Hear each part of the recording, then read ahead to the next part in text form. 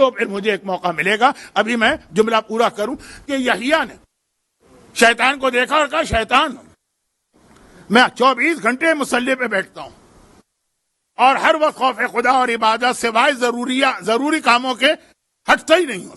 سیدن حصورہ انتہا عبادت گزار خوف خدا سے رونے والے, کیا میرا کوئی عمل کبھی تجھے پسند آتا ہے؟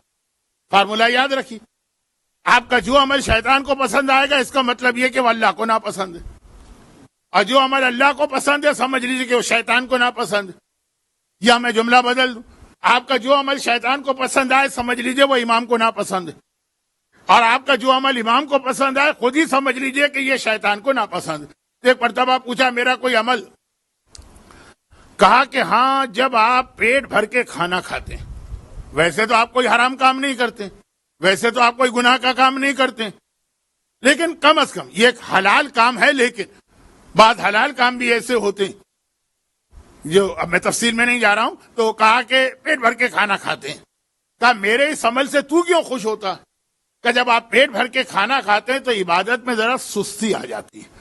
یہ اب جو ہے میں آپ کو عبادت سے تو نہیں روک سکتا, یہ میری طاقت میں نہیں ہے, ٹرائی کرتا ہوں طاقت میں نہیں ہے, لیکن جو 100 والی عبادت تھی وہ اگر آپ 90 والی کر لیں, جو 10% کم ہو جائے, میرا کام ہو گیا, میں اپنے مشن میں کامیاب ہو گیا.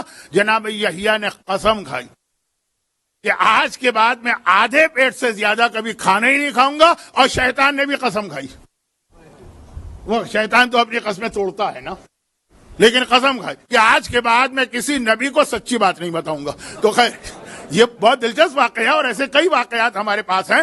تو یہ جو شیطان ہے جو انبیاء, اوصیاء, ائمہ جن کے بارے میں اس کو جانے سے پہلے ہی پتا ہے کہ میں منہ کی کھا کے آؤں گا, کنکر کھا کے آؤں گا, لیکن جاؤں گا ضرور کیونکہ یہ میرا مشن ہے, میری یہ ڈیوٹی ہے, کیا ہمیں اور آپ کو چھوڑ دے گا؟ ہم کون سا ایسا شیطان سے پروٹیکٹڈ ہیں؟ کووڈ سے لوگ محفوظ ہو گئے ہیں کیونکہ ویکسین لگوائی ہے, لیکن اس کا بھی آپ کو پتا ہے نا کہ ہر ویکسین کی ایک مدت ہوتی ہے, اس کے بعد آپ کو دوسرا ڈوز لینا ہے, اس کے بعد بوسٹر لینا ہے, اور ابھی پتہ نہیں کیا ریسرچ ہوگی. تو اب شیطان سے محفوظ کیا ہم ہیں؟ یہ ہم نے یقینی بات بنا لی. اگر ایسا ہی ہوتا تو ہمارا ہر عمل اعوذ باللہ سے شروع نہ ہوتا, تو جو انبیاء اور ائمہ کے پاس جاتا